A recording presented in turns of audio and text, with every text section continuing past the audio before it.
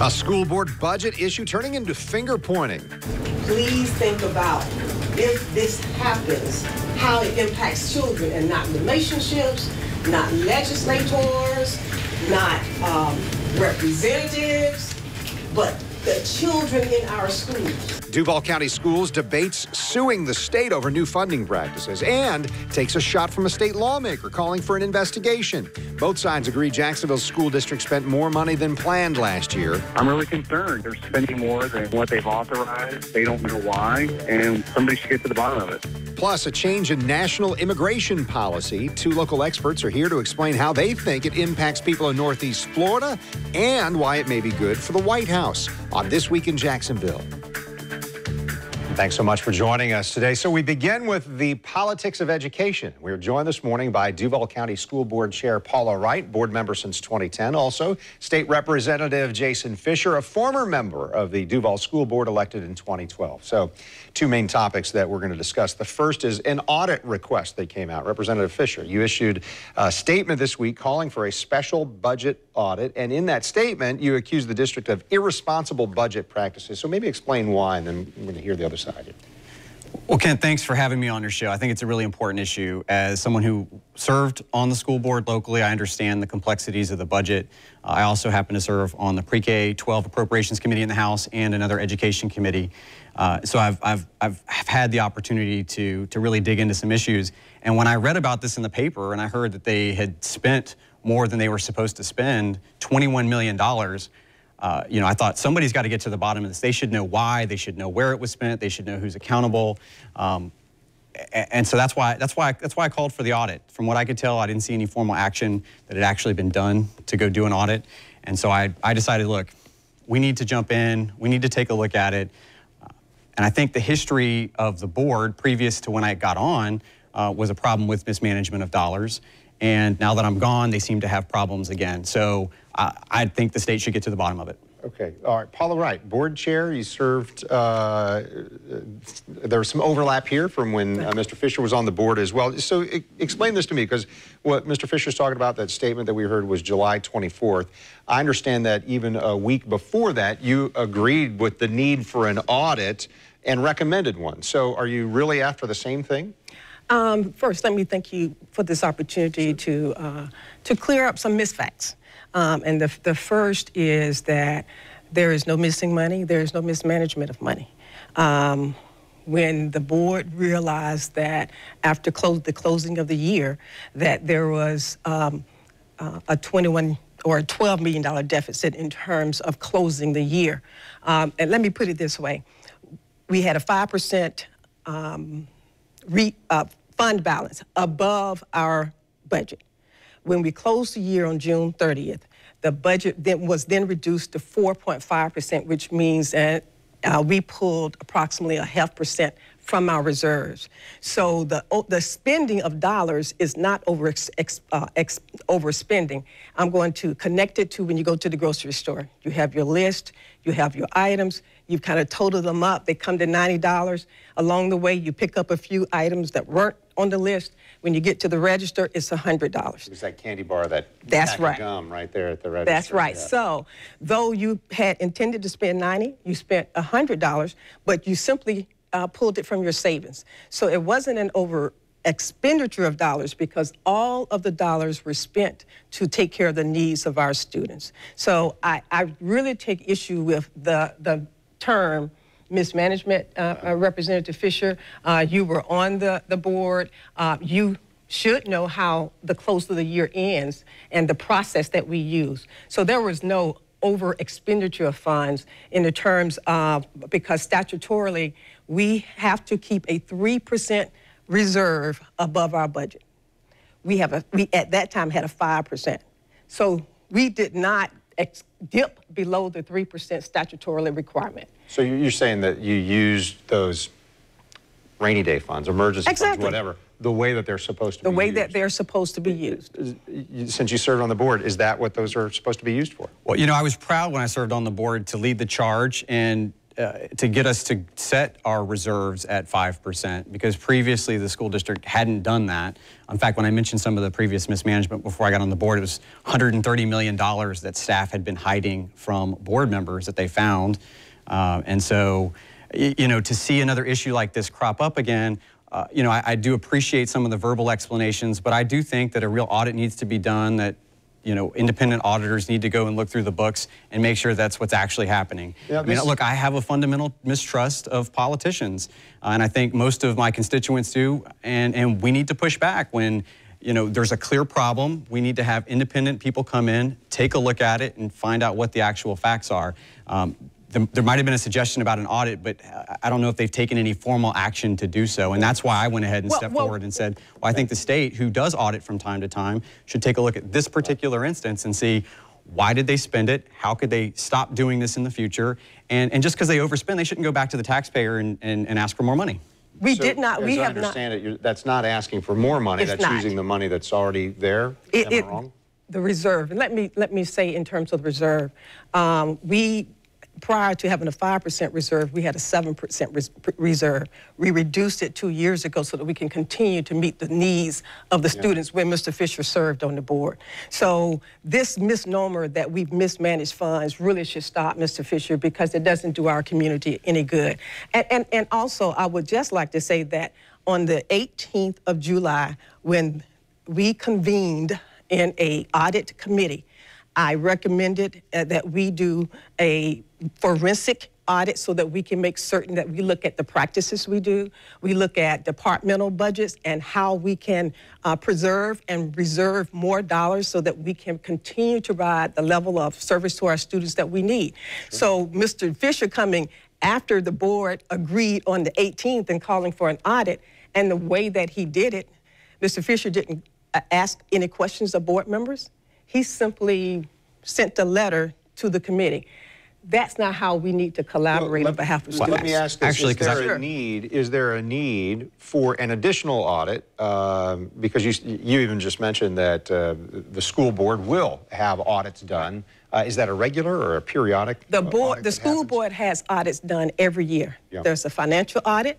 There's a federal programs audit, and then every 3 years, the state does an operational audit. So there's not a year, and the state just concluded its last operational audit on 2015-2016 school year. Any objection to having an additional audit there, or an additional set of eyes look at the budget or the spending?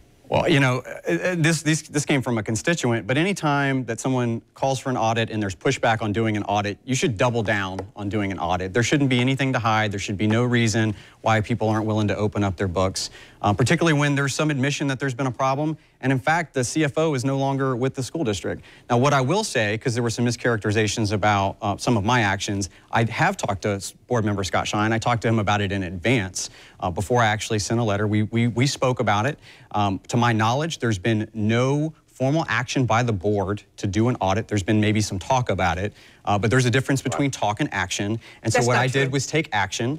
Not only have I sent a letter, a member of the Joint Legislative Auditing Committee sent a letter asking for them to take up the audit. Joe Gruters did, and the speaker tweeted out supporting my call for an audit. And when I spoke to Jay Fant earlier today, who's a member of our delegation, he said he doesn't see any problem with having an audit. So I want to make sure we get to the next subject. So last word in 30 seconds or less. I appreciate it.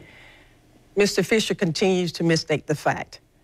On July 18th, again, at the audit committee, there was a unanimous vote to conduct an audit.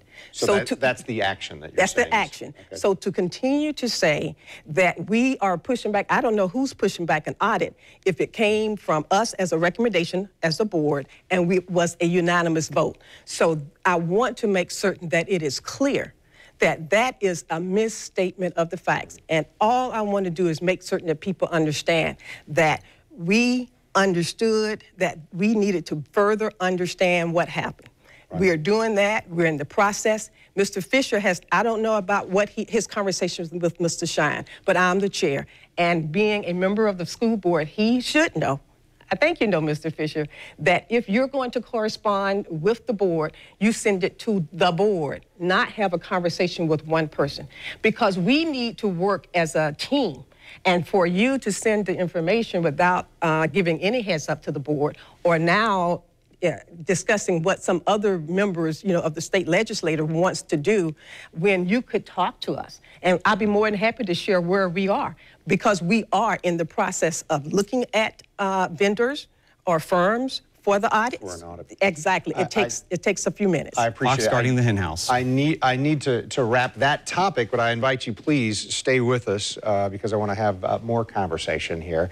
I do want to share something with you and just ask you to participate here, and you'll see why toward the end of our show. An important part of the application process for becoming a U.S. citizen is passing a civics test covering U.S. history, government topics. So here's a sampling of what may be asked. I want you to play along, if you will. When was the Declaration of Independence adopted? When was the Constitution written? Those are the big questions. The answer is coming up in just a little bit. And again, I've asked Ms. Wright, Rep. Fisher, to stay with us. I want to talk about the Schools of Hope legislation, the controversy about charter schools. That's next on This Week in Jacksonville. During last year's Kicks for the Kids, 1,200 pairs of shoes were given away in just a few hours. Please support this back-to-school event by donating new or gently used shoes for a child in need. Here's a list of drop-off locations.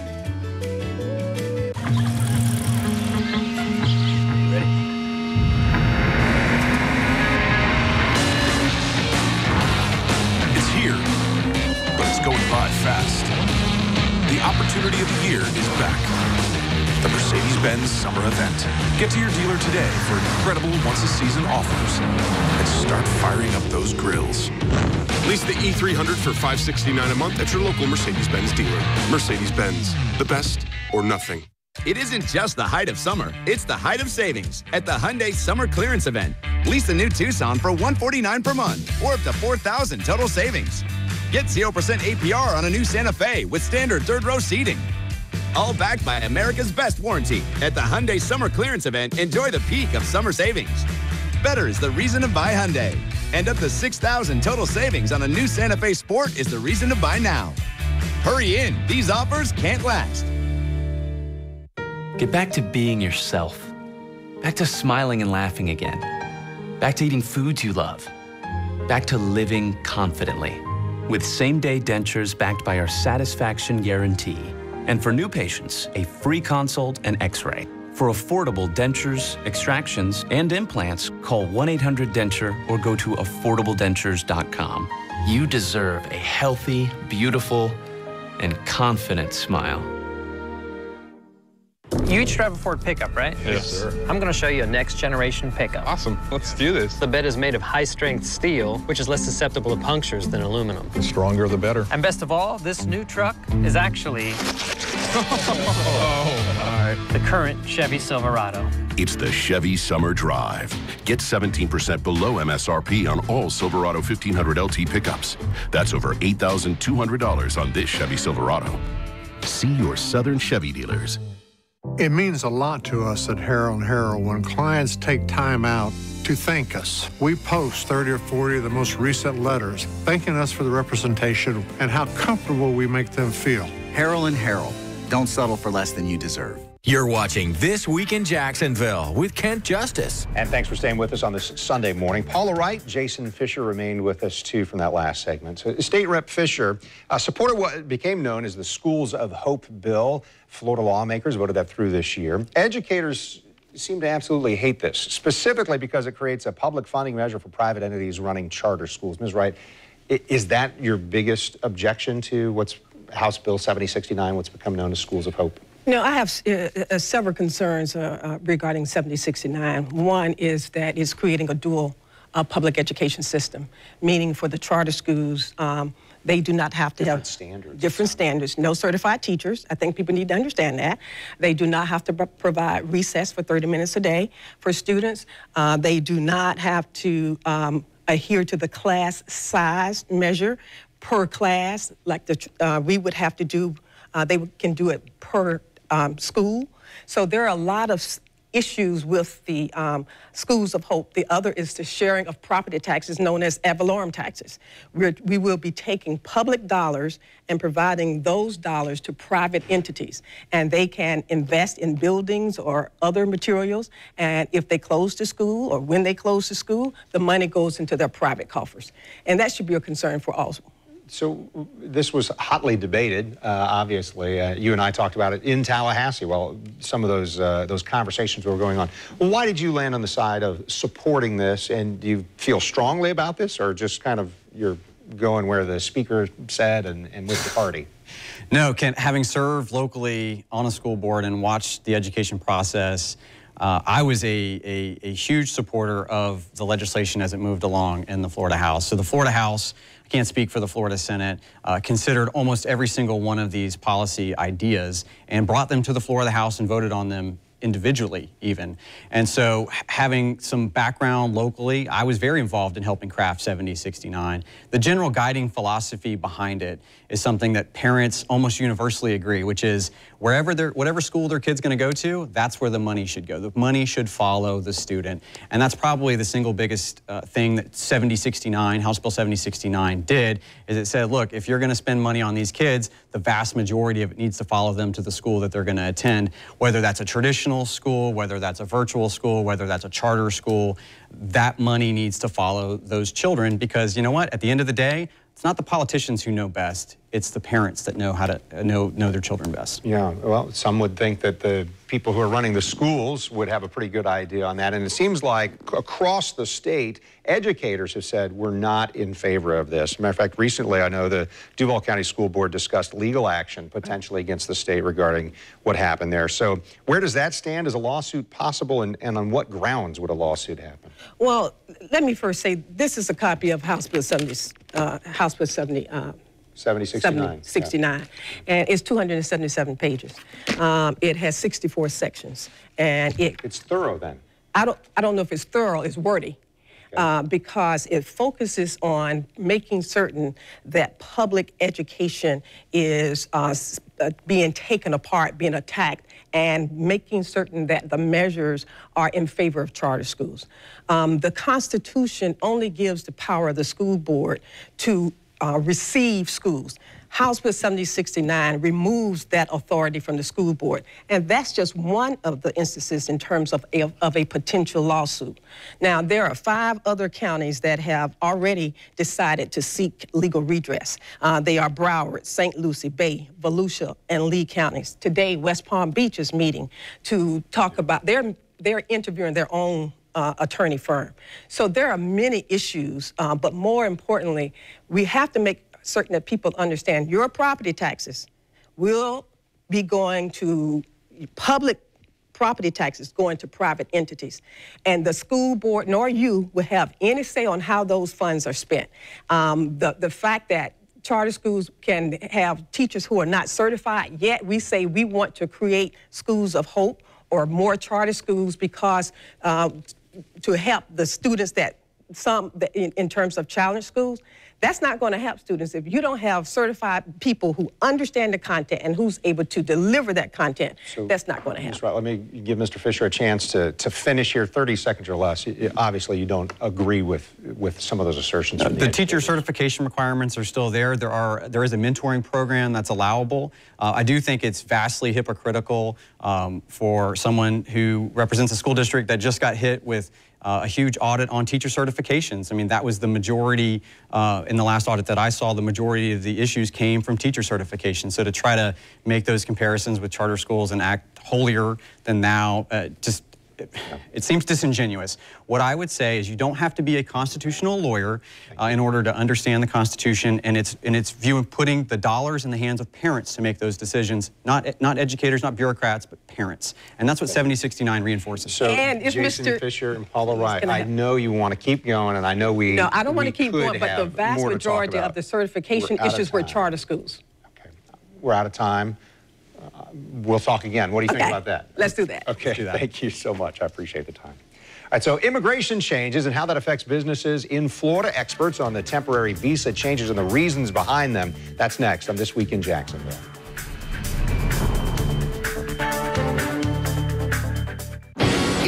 model year end at Nissan. And we're giving you the bottom line on our best lineup ever.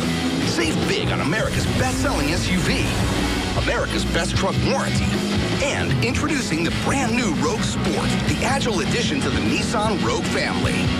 Get to Nissan's bottom line model year end event and lease the Rogue family today, starting at just $159 per month, or save up to $11,260 on select models.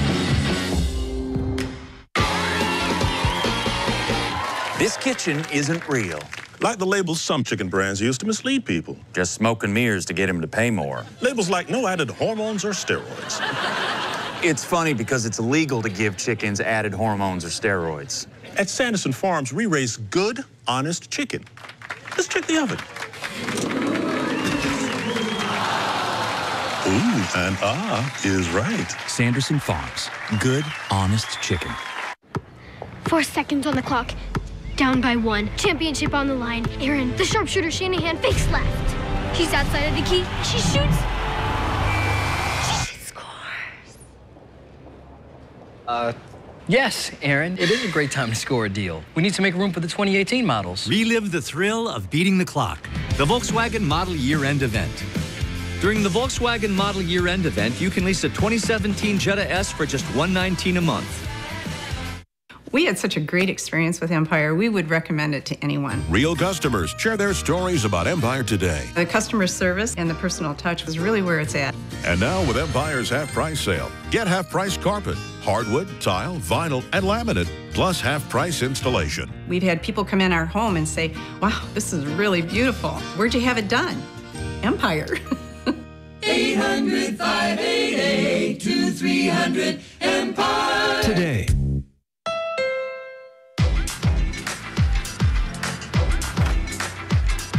Now at the Honda Summerbration sales event, you can get a great deal on a Honda Civic and keep things festive all summer long. Your unforgettable summer begins today with a trip to the Honda Summerbration sales event. Hurry in and get a great deal on a Honda Civic from KBB.com's best value brand at your local Honda dealer. The Weather Authority, pinpointing inconvenient weather in your neighborhood.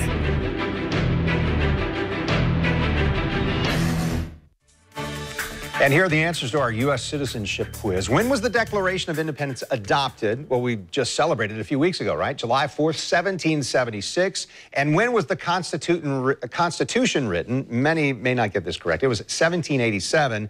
And while many know Thomas Jefferson wrote the Declaration of Independence and became America's third president, bonus points if you knew that James Madison wrote the Constitution. He became the fourth president of the United States. So President Trump ran his campaign on a platform that included, "We will build a wall." Today, Washington has not erected a new physical barrier on the borders. Instead, there are more visas available. So joining us this morning, Giselle Carson, attorney at Marks Gray here in Jacksonville, and Erica Coran, a professor at Florida Coastal School of Law. So both of you have a professional interest in and really expertise in immigration law. Giselle, start with me here. I know that there's a specific type of visa where the federal government has increased by 15,000 how many are available. You said it's kind of surprised you. Yes, so they increased the H-2B visas, which is for non-agricultural workers. It's a visa that is primarily used by the hospitality industry. And it did surprise me because it's at the end of the season is almost here. So really, these visas are only going to be available for maybe a month. And the basis for doing this, it was because it was going to cause irreparable harm to the businesses that could not get these visas. But in my opinion, the irreparable harm is already being caused, and there's many other issues with the immigration system that are causing irreparable harm to our economy and our businesses. Yeah. And maybe explain to me, there's also something in this news about immigration is a different kind of visa, or H-1B. You'll have to explain it to us. This is the H-1B petitions, right? Mm-hmm. So perhaps, Erica, you could explain that for us. Yeah, so Giselle is an expert in H-1Bs, but H-1Bs are the more highly skilled workers, and there's been a shortage of those every year, and so there's a high need, and employers are asking for that, and was not the fix that we got. The fix that we get with this is just an increase in the low-skill visas, which impacts for Florida, it impacts the tourism industry, hotels, golf courses, things like that. These are low-skilled workers on the H-2B, and the H-1B would be your high-tech visas, those types of things. So the H-1B, if that's the highly skilled workers, Right. wouldn't allowing more of those workers go against what the new administration has proclaimed about, hey, hire American workers, do American jobs, American businesses? Right. But what is interesting to me is obviously they increased the visas because there is a need. The Congress and the administration, by increasing the number of visas, is kind of admitting that we don't have enough U.S. workers. And they're even saying we're causing irreparable harm to our businesses if we don't hire them. So what takes?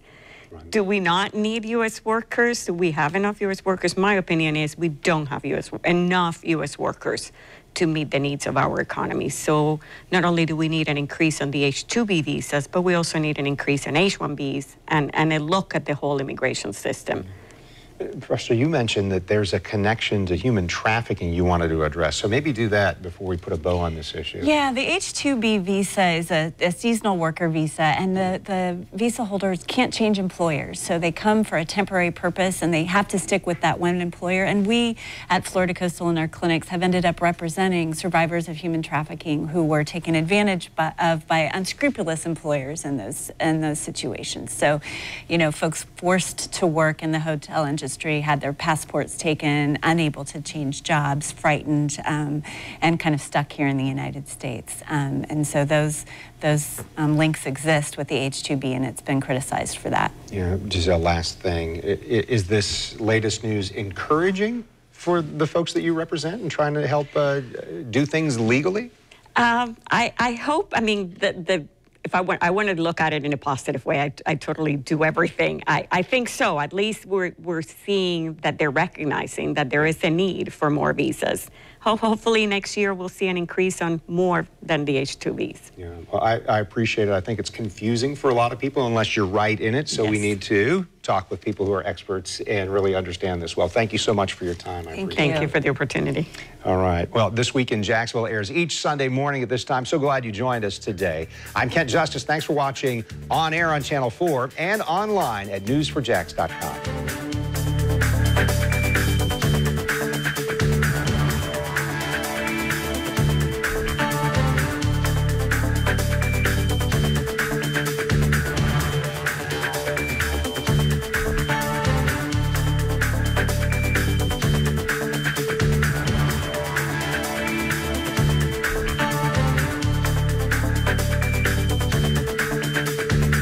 Now, more than ever before, more people get their news from News 4 Jax, Jacksonville's #1 source for local news.